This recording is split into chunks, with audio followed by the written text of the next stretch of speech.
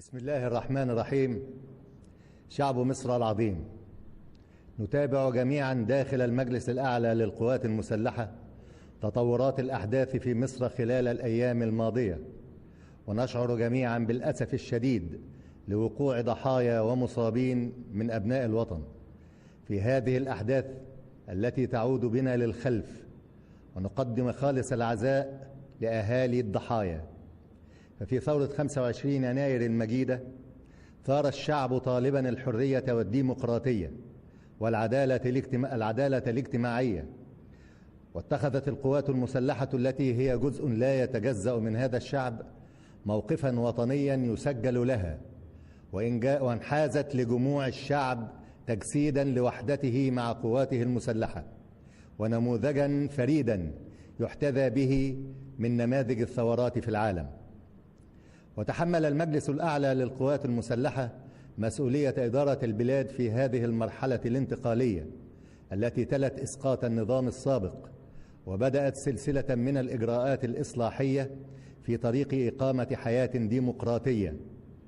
وتعهدنا مرارا بأن القوات المسلحة لن تكون بديلا عن الشرعية التي ارتضاها الشعب، فلم نطمح في اعتلاء كرسي الحكم ولم نسعى لذلك، ولكننا كنا نعلم مسبقا أن العمل السياسي يقتضي الاختلاف في وجهات النظر، وربما يتجاوز هذا الاختلاف إلى حد المزايدة، وهو ما حدث بالفعل. وتعرضت القوات المسلحة للتجريح في حالات كثيرة تحملناها على خلاف طبيعة العمل العسكري لإدراكنا بطبيعة المرحلة الانتقالية.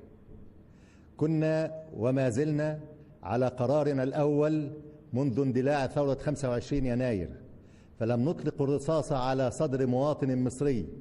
فالعسكرية المصرية العريقة لديها عقيدة راسخة بأنها جزء أصيل من شعب مصر، مهمتها الدفاع عن الوطن، ولا يمكن أن نسمح أبدا بالوقوف أمام الشعب. وكنا لا نتهاون أبدا في اتخاذ إجراءات قانونية ضد أي تجاوزات فردية في هذا الشأن. كان هدفنا الأول منذ بدء المرحلة الانتقالية هو إعادة الأمن للشارع المصري، وتذكرون جميعا كيف كانت الحالة الأمنية خلال هذه الفترة، وقدمنا كل دعم ممكن لوزارة الداخلية بهدف رفع كفاءتها وزيادة قدرتها على حفظ الأمن في إطار القانون. وربما لم يكن البعض يرضى عن أدائها، لكن المؤكد أن كفاءتها في تطور مستمر رغم محاولات إضعاف همتها وكسر إرادتها. لم تكن إدارة البلاد في ظل المرحلة الانتقالية بالسهولة التي يتصورها البعض والتي يتحدث عنها كثيرون في وسائل الإعلام المختلفة، فالكلام سهل، أما العمل على أرض الواقع فهو مختلف. فالاقتصاد المصري يتراجع بشكل ملحوظ، وكلما اقتربت الأمور من الاستقرار وقع حدث يجرنا مرة أخرى للخلف. لكننا في القوات المسلحة مدرسة الوطنية تعودنا على مواجهة الصعاب، ونتدرب على الصبر حتى نحقق الهدف بالتخطيط المحكم والإصرار على النجاح. حاول البعض جرنا لمواجهات وتحملنا المصاعب والتجريح والتشويه، ولكننا لم نستجب لتلك المحاولات، وكنا دائما ولا زلنا نلتزم ضبط النفس لأقصى درجة. وقد تحملت معنا الحكومة هذه المصاعب، فالاعتصامات والاحتجاجات الفئوية وغير الفئوية لا تتوقف، والإنتاج يتعطل، وبالتالي تقل الموارد. رغم ذلك فنحن كمجلس عسكري للقوات المسلحة وحكومة كنا دائما مطالبين بالمزيد، وهي معادلة غير متزنة على الإطلاق. ونتيجة لاستمرار التوتر هربت استثمارات كثيرة كانت مصر ولا زالت في أمس الحاجة إليها.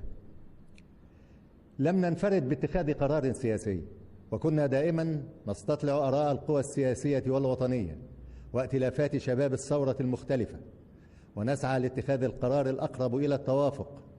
ومنذ اليوم الأول بدأ التخطيط لعملية سياسية تنتهي بتسليم مقاليد الحكم إلى سلطة مدنية منتخبة بإرادة ديمقراطية حرة، فتم الاستفتاء على تعديل بعض المواد الدستورية وإصدار إعلان دستوري، وتم سن عدة قوانين للإصلاح السياسي، والتزمنا بالمسار الذي توافقت عليه غالبية القوى السياسية، وتقرر أن تبدأ عملية بناء مؤسسة برلمانية في انتخابات حرة نزيهة.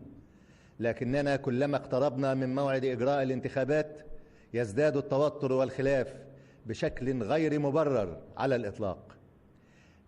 إن المجلس الأعلى للقوات المسلحة لا يهمه سوى مصلحة الوطن، ولا يهمه من سيفوز في الانتخابات أو من سيتولى الرئاسة، فالأمر كله مرهون بإرادة الشعب، ولا رجعة في هذا التوجه الديمقراطي الذي ارتضاه شعب مصر وناضل من أجله في ثورة 25 يناير. وأمام ادعاءات البعض بأن المجلس الأعلى للقوات المسلحة يتباطؤ في تسليم السلطة، تم الإعلان في جدول زمني محدد لذلك على المسار الذي حدده الشعب في استفتاء 19 مارس. أعلنا مرارا وتكرارا أننا نقف على مسافة واحدة من الجميع، لا ننحاز لطرف على حساب أطراف أخرى، فنحن القوات المسلحة التي تحمي الشعب دون تصنيف أو انتقاء. ورغم ذلك يتهمون البعض بالانحياز، وأعلنا مرارا وتكرارا أننا أوقفنا إحالة المدنيين للمحاكمات العسكرية إلا في الحالات التي ينطبق عليها قانون القضاء العسكري. شعب مصر العظيم، إن ولاؤنا الوحيد في القوات المسلحة لشعب مصر وأرض مصر، وإن الانتقادات الموجهة للمجلس الأعلى للقوات المسلحة إنما تستهدف إضعاف هممنا وعزائمنا، وتحاول النيل من رصيد الثقة الكبير بين الشعب وقواته المسلحة عبر تاريخ طويل، بل وتستهدف إسقاط الدولة المصرية، وهو ما ظهر بوضوح من قبل بعض القوى التي تعمل في الخفاء لإثارة الفتن وإحداث الوقيعة، إما بين الشعب والقوات المسلحة أو بين فصيل وآخر من المصريين. شعب مصر العظيم، إن ما نشهده الآن في الشارع المصري وبعض وسائل الإعلام من اتهامات للمجلس الأعلى للقوات المسلحة ومحاولات التشويه والتخوين هو أمر مرفوض جملة وتفصيلا، فنحن نتحمل مسؤولية وطنية في ظروف تاريخية استثنائية، لا نطمح في الحكم ولا نبغي إلا وجه الله والوطن. إن القوات المسلحة ترفض رفضا تاما هذه المحاولات التي تستهدف النيل منها والتشكيك في سمعتها بالباطل، وهو أمر لو استمر سيؤثر سلبا على القوات المسلحة الباسلة التي أدت أدوارا وطنية يحفظها لها التاريخ.